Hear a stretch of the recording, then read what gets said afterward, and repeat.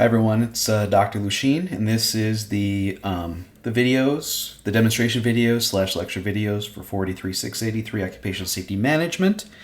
The first thing I want to talk about is office hours, because some of you may be interested in meeting with me to kind of talk about what your results are or help you troubleshoot if you're having any difficulty. And right here at the top of the page on announcements, I always had these for my online students, but at Sunday at 8 a.m., Sunday at 8 p.m., and here's the link for you. So if you're going to attend and you can't make it right at the beginning, please let me know. If I get on here and I'm on for like 15, 20 minutes and nobody shows up, I tend to walk away. Just let me know. If you want to show up, send an email, something like that, and I'll make myself available. So those are the two times currently I've set up. I'm also available on campus on Wednesday mornings typically, though sometimes I have meetings or things I have to go to, so just let me know. Again, I can meet outside of those times too. Just let me know.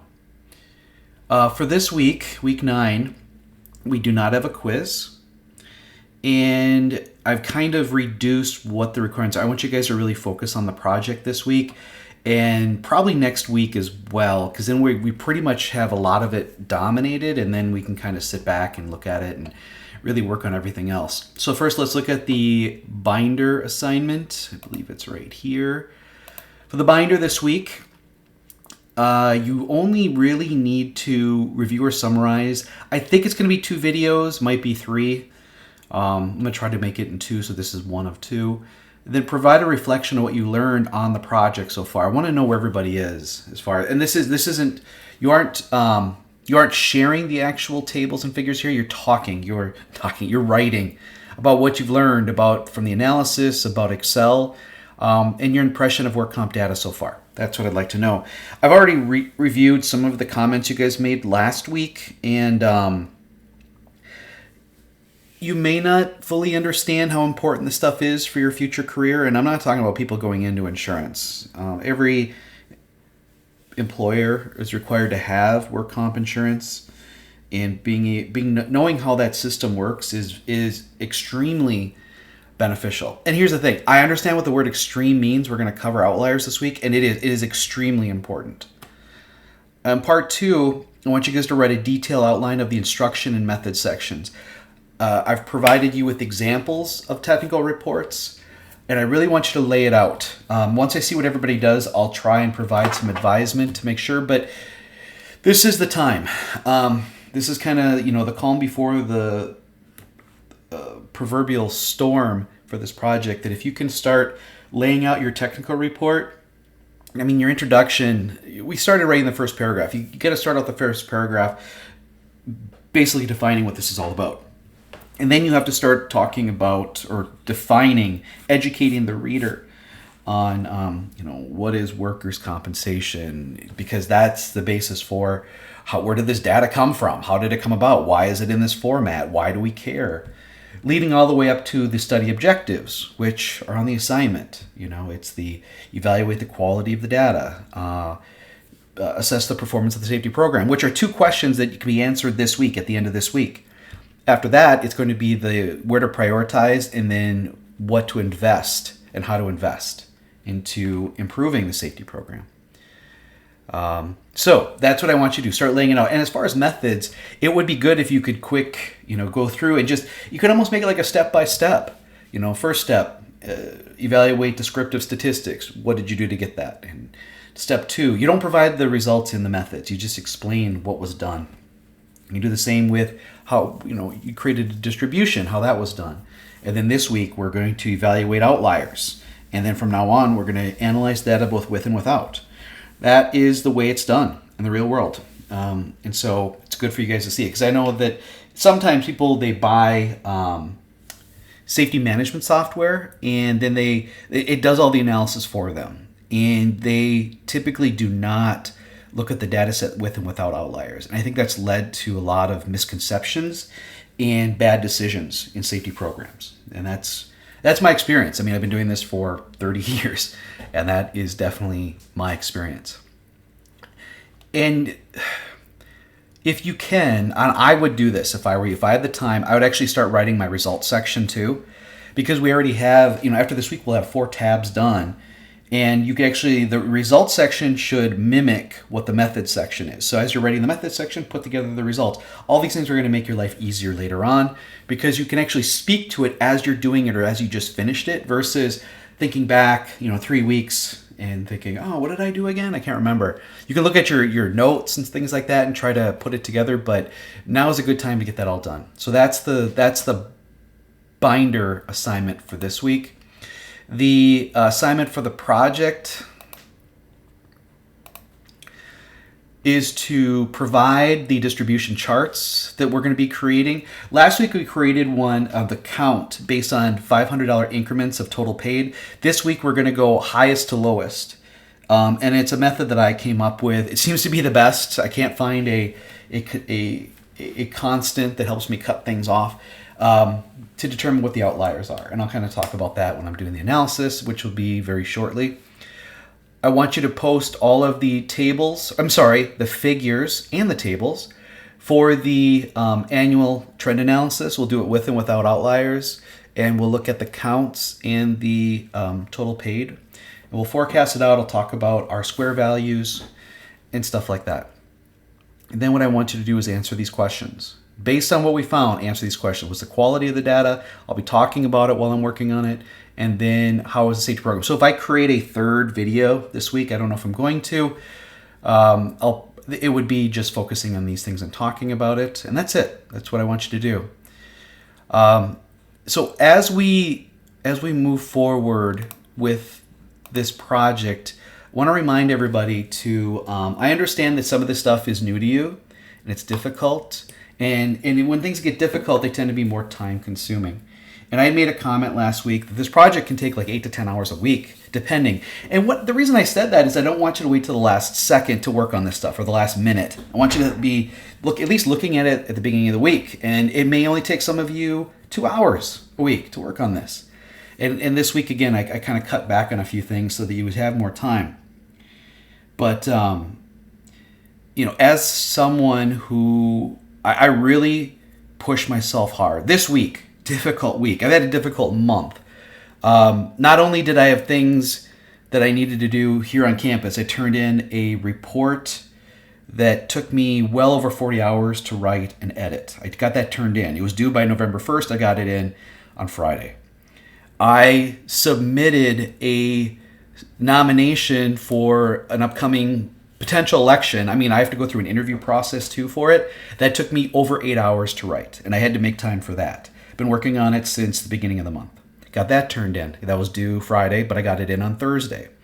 I also submitted 4 speaker proposals for a regional event in the spring. That took a lot of time to develop and get that in.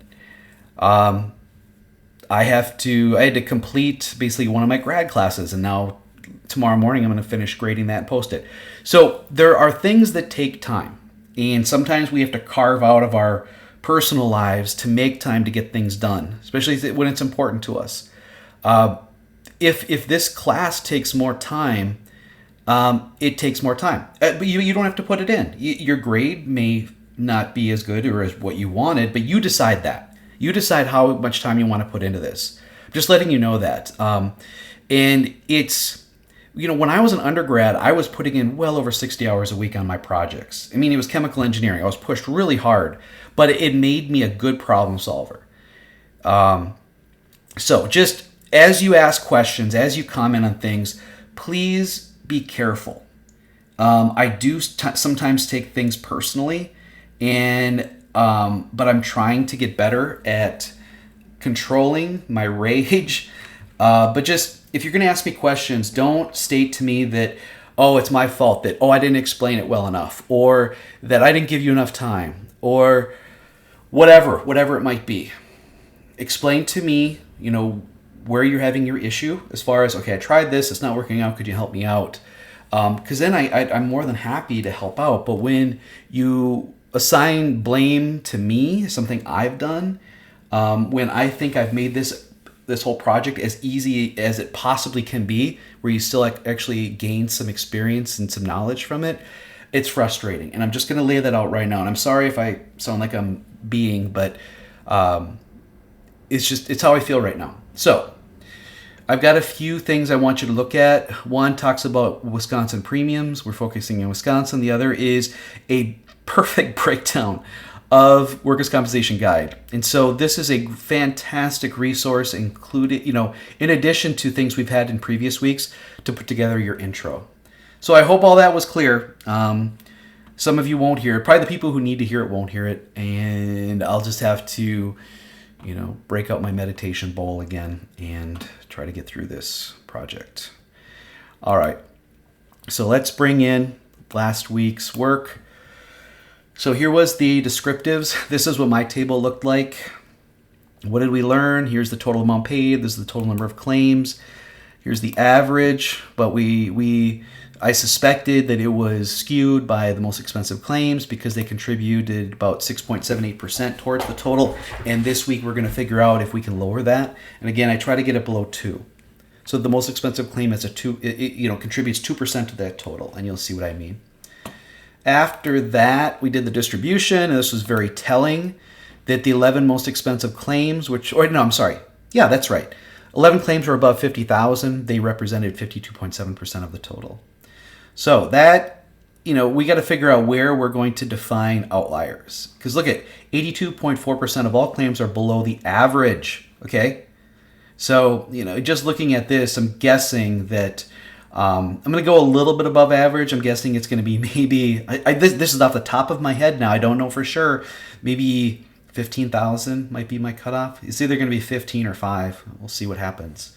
All right. So what's the first step? We're going to bring over the descriptives page, copy, create a new thing. This is going to be our outlier analysis.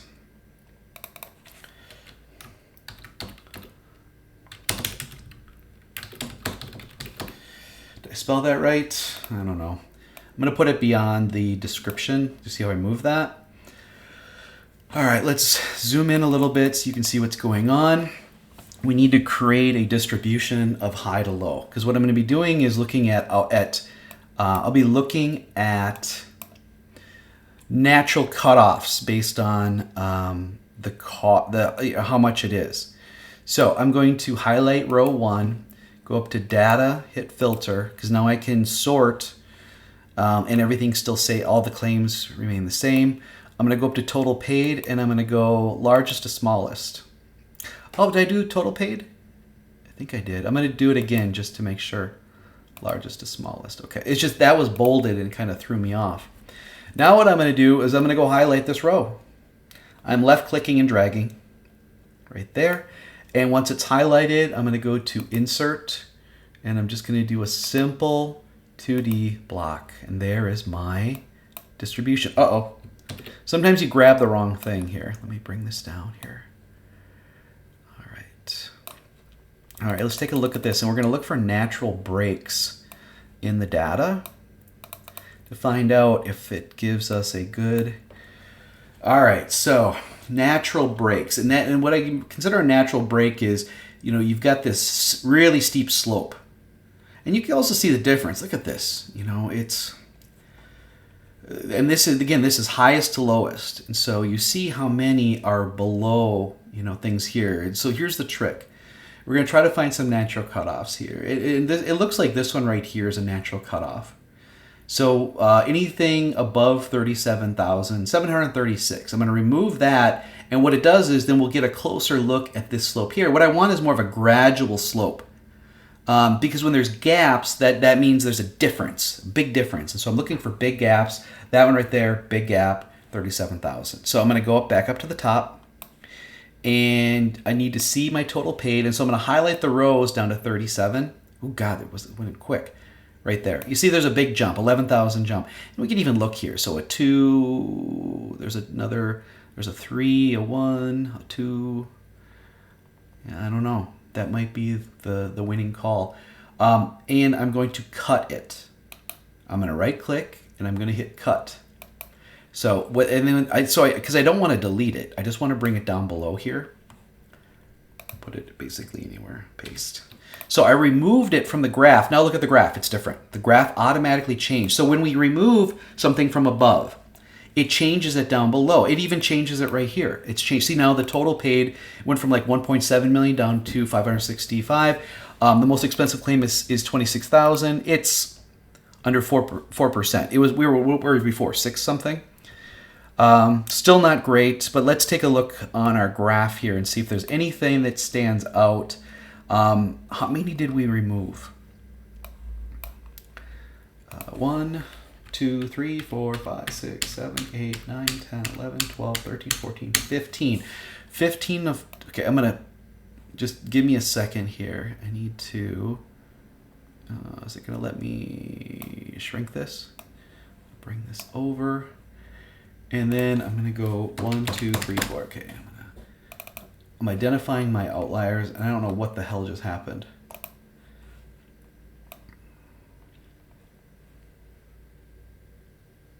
Try that again. What do we think it was? 15? It went to the top, didn't it? That's what it did. There we go. I don't know why I did that. I double clicked something. All right, so we've got 15. 15 of 250. So that's what we started with. Is 6%. Well, that's not too horrible, is it? Percentage. It's about 6%. And what's the total? Equal sum. And then I'm just going to highlight the total paid. It's that much. That's a lot. And how much of a percent is that? Equal divided by, and I don't remember what it was, so I'm going to try to type it in. 1743 740. I'm hoping it did it. It did not. Let's see here. It did, but it had put in the new tab. Try to signal a new tab. There we go. Let's see what we have here. Percentage. Okay, so 6% of the claims represent 62% of the overall paid. I mean, and the problem is that this claim gives us still 4%. There looks like there's a decent jump right there. It looks like there's a decent jump right there.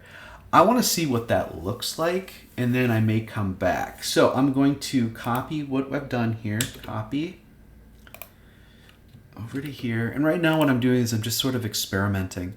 I want to see where it is when we do the 5%. I think that's too much. Or let me see, I'm sorry, the 5,000.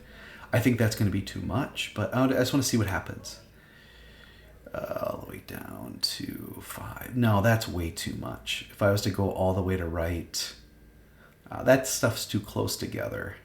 To right there? No, that's silly. I don't want to do that. Where was the other one? Right about there? Yeah, I'm going to cut that and see what happens. I'll just put it down here, and we'll see if we like it. Again, this is kind of a qualitative exercise. So we went from 15 to 23. 23 divided by 250. We're now looking at about 9.2% of the claims. And the total amount is that much. I'm just going to copy this to here. We're now at 72%. You guys remember the Pareto ratio? Getting close to it, right? All right, let's look up here and see what it looks like. All right, so it looks to be that, oh, I have to regraph it. That's why.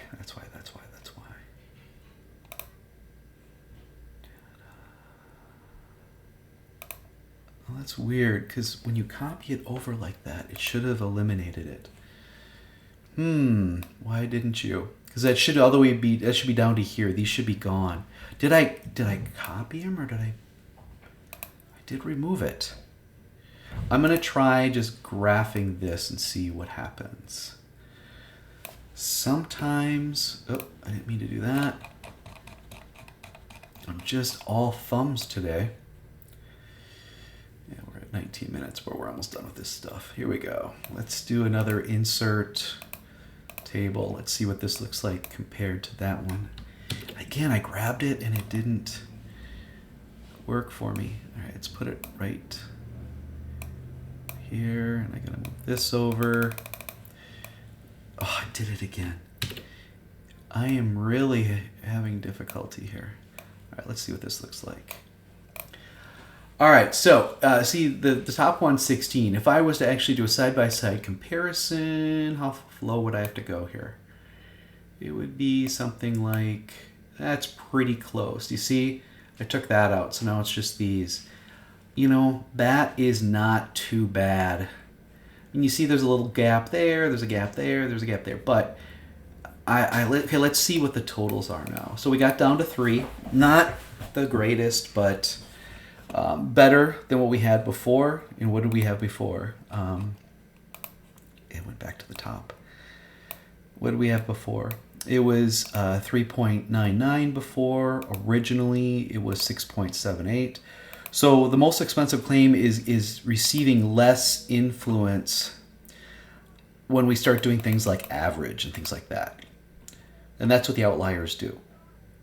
But we're down to this as the total, which is substantially lower than what it was. But it's also, if we use this, and you know, what percent are we down to? 27.73% of what it originally was, because these outliers are here. So we got to decide, do we want to cut it off at 15 and live with 3.99, or bring it all the way down to here, lose another 10%. Let's take a look back at this again. So here we're working with 556 left, and we're at 399. Or I think for this process, what's the total amount here? 15 might be a nice number to go with. I'm kind of thinking I'm not going to go as conservative as I normally do, because there are so many low-cost items. I don't want to go and ask for money that is just obscenely low, but I want to be conservative. This would be extremely conservative. So here's what I'm going to do. I'm going to go outliers. So outlier assessment 23, or N equals 3. Outlier assessment N equals 50. And so I did 2 different types of analyses. This seems too lean, and too much meat has been cut from the bone. This one, as we can see, it's a lot, but I think it's justified. Well, 15 claims from 37,000 to 118, and we still have 94% of the other claims. You know, does the severity of it really dictate what we should be focusing on? Heinrich and Bird said no. And next week, we're going to introduce a concept called serious injury and fatality analysis. SIFs is what they call it. I don't agree on the fundamental basis of what the researchers are saying about it. But we're going to do a deep dive into it, because we're going to have actual numbers that we can compare to. It's my contention that the primary locations within the plant, or the jobs they're doing, and the causes are the same priorities as we have in our outliers. That's my contention. If they're different, if there are special jobs or special causes that are more cost more money or are more severe, then that supports the SIFs theory. So we'll see what it is. In previous years or previous semesters, I haven't found a big difference. Maybe we will in this one. I don't know. But as soon as I can carve out a little time in my schedule, I'm going to actually analyze some bigger data sets, and I might have to write a paper on that. Not to be a jerk, just because I just don't think people are really looking at data the way they should. So here, what do we do here? This is a distribution of all claims from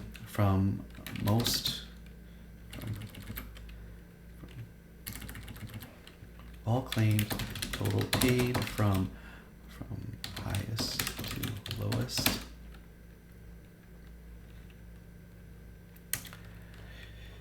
$25 outliers removed.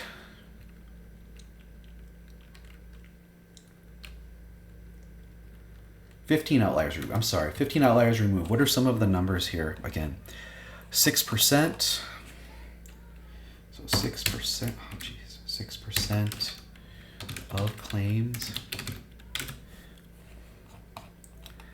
62.4. I'll just say 62 point. Was that what it was, or was it 64.4? I gotta look again. 62.4% total paid.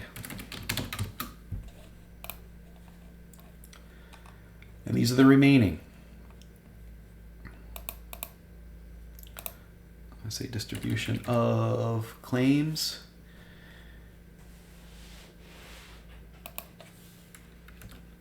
By total paid. All right. Now, will this change over time? Yeah, because there's still some open claims here. But, I mean, ideally what we'd like to see is just this general... See, that's nice. There's a consistency there. When there's big jumps, it's like, what are those jumps? What's causing it? Is it something special? But as you can see, yeah, we've got a few jumps here, but moving it to here, I think, would be a little more detrimental. Now, I did the analysis, and so I should report it. It might come up again later. And so I'm going to cheat. We're almost done with this.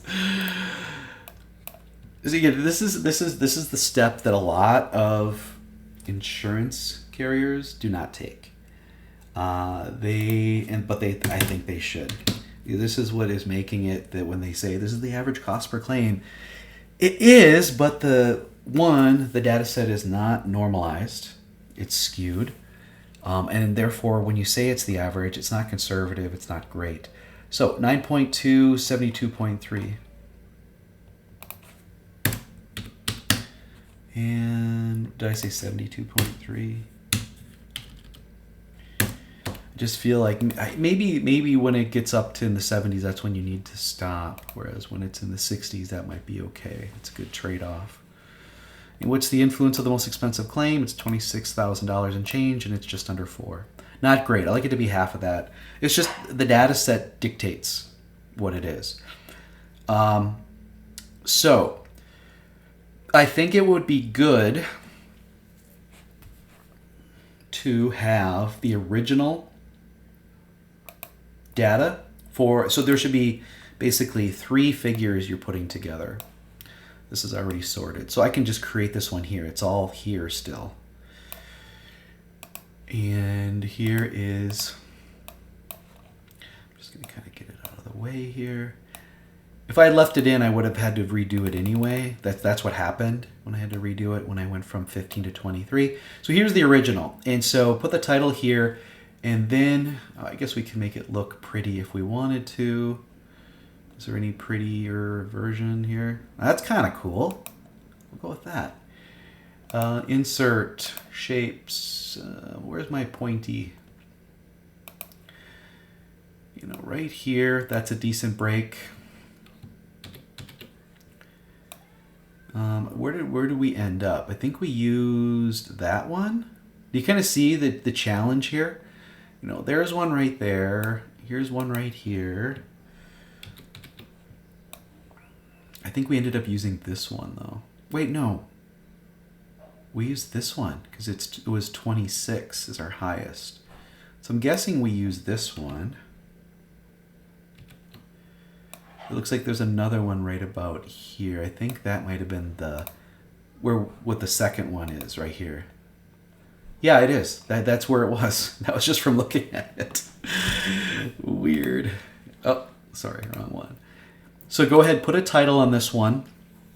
And the thing is that we're looking for breaks. If it was all nice and smooth throughout, then it's really hard to identify outliers. But when we have big breaks in it, it's like, if you think of like the normal curve and what that looks like, this is getting, the tail is getting further away and smaller, and those are outliers. And so what we're trying to do is we're trying to get it so that the more expensive claims are not going to influence our calculations of average. Or when we start prioritizing by risk priority number, which I probably should talk about, but I'm going to wait, that has more influence. So we may be setting up a priority based on one expensive claim, and then we're a little bit skewed. And so I try to pull that out and do it more conservatively. So you'll have this chart here, give it a title, make it look pretty. This is the one we're going to go with. We're going to go with 15 outliers. I feel fairly comfortable. We're giving up some stuff, but we're gaining some stuff as well. This 23 is interesting. There's evidence that maybe we could bring it down to 5, but that would just be ridiculous. There would be almost no meat left on the bone in order to generate actual cost. But we do know that, again, a majority of the claims are below this, okay? So that is the outlier analysis. At this point, you have some decent, here's the last thing we need to do. We need to look at the outliers and see if we can generate any sort of insight. And it's not, again, at this point, it's still conjecture, whether it's important or not. Next week, when we get into the discussion about SIFs, we're going to find out if there's anything here that is interesting. So this is the 15. Look, we can actually just read them, if we wanted to. What is first, what site? Well, we've got how many Madison and how many poinets do we have? And I could count them manually. I'm just showing off right now.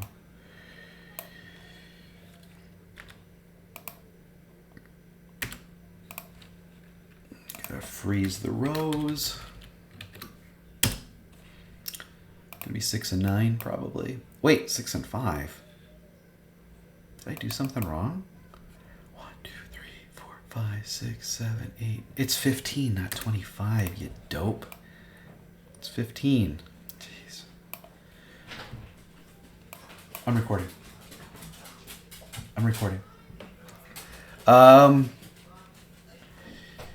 Sorry, family interrupting.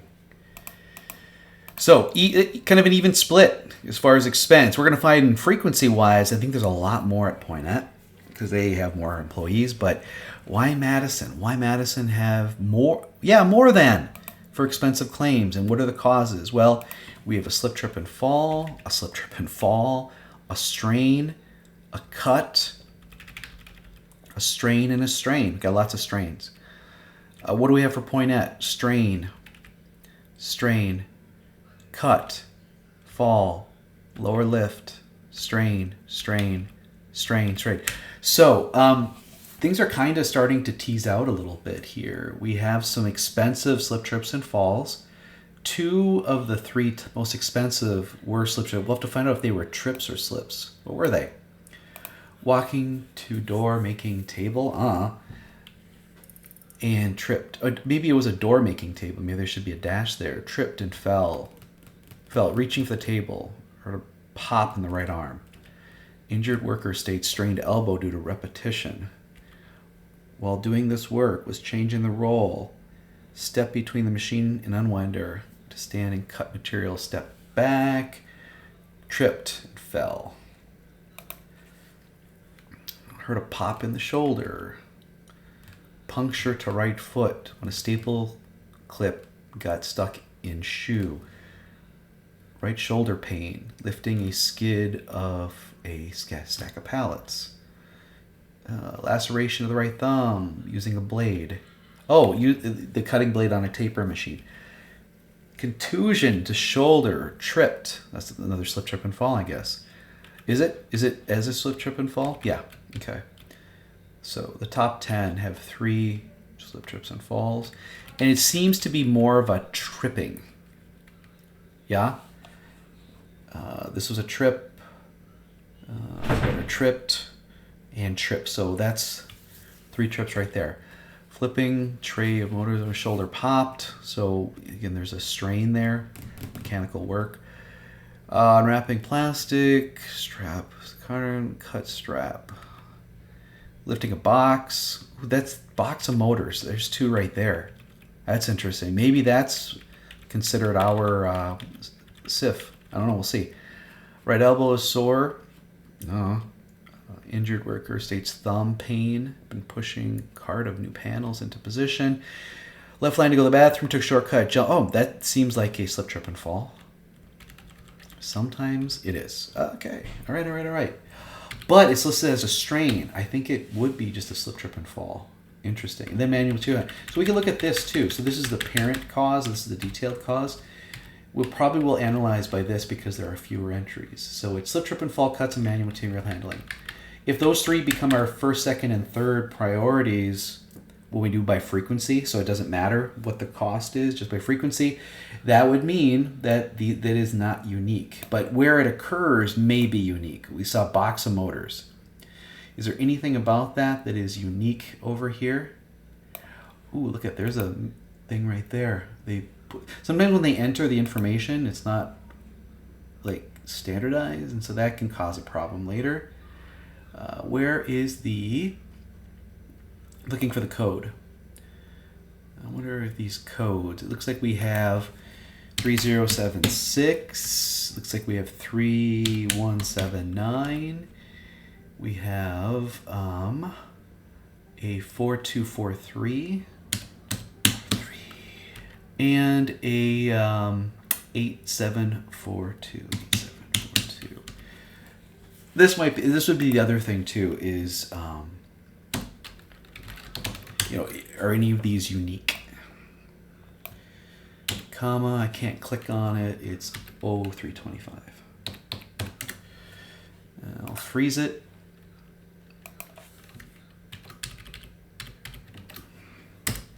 Now we're almost to 40 minutes. I'm almost done. Interesting. So it would be interesting if these 2 are primary. By frequency. We'll see.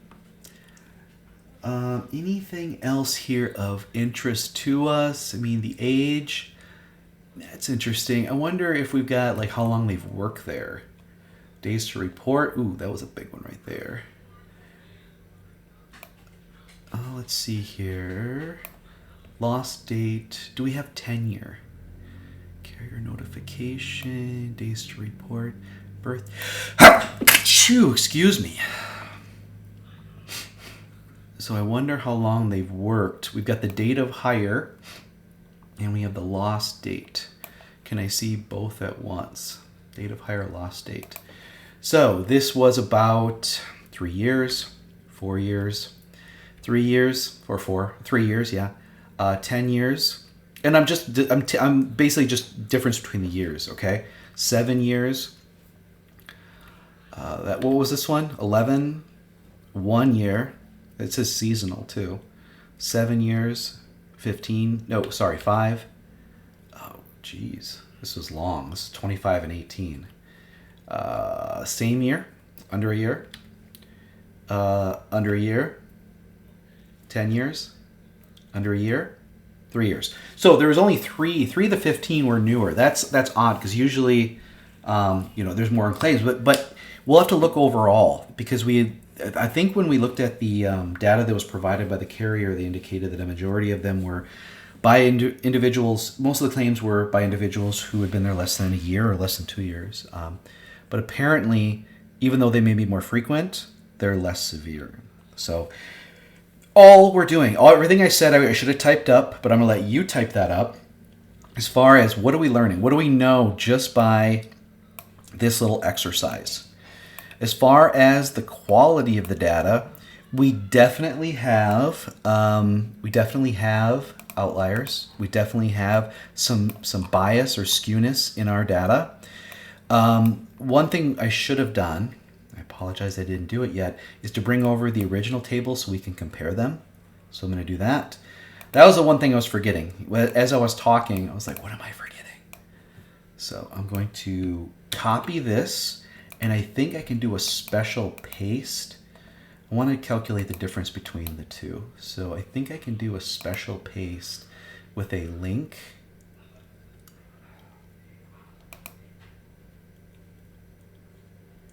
Let's try that again.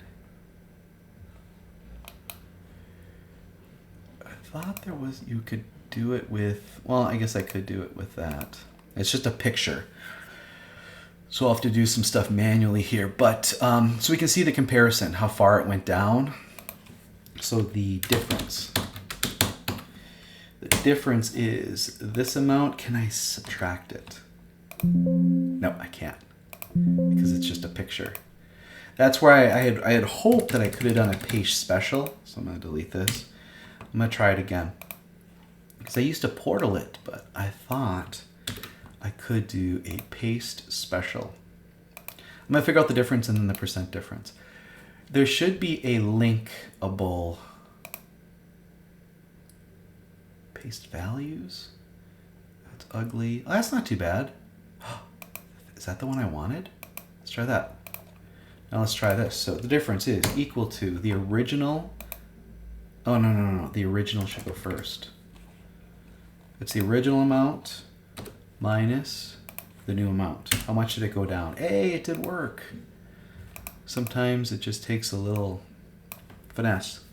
And what percent was removed? Okay, let's talk about what is the percent removed. Percent removed is this amount divided by the original. And I gotta turn that into a percentage. I think if you look at the other examples, this is sort of the last step we did. This is just the difference by percent. I can shrink that down so it fits. Yeah, kind of cool. Make sure you guys are justifying everything properly as well. Some of you, instead of, you guys were turning stuff in that looked like that. See that's center justified, that's downward. I think some of you even had like this plus that. That looks bad. I'm gonna hit Z twice to bring it back. Try to get everything justified the same. And these numbers don't have to be that big. Kind of just shows the difference. So again, this is 250. This should be changed now. It's 250 minus 15, which is 235. Gotta update that as well. And that's what it looks like. That really, ladies and germs, is the work that we had wanted to get done this week, is just to kind of look at outliers. I think 15 is a good cutoff. I may look further later, but for right now, I think that's about it for the outliers. And the next one, we're going to, again, we're going to do annual trending based on with and without outliers. And I'll show you an easy way to do that.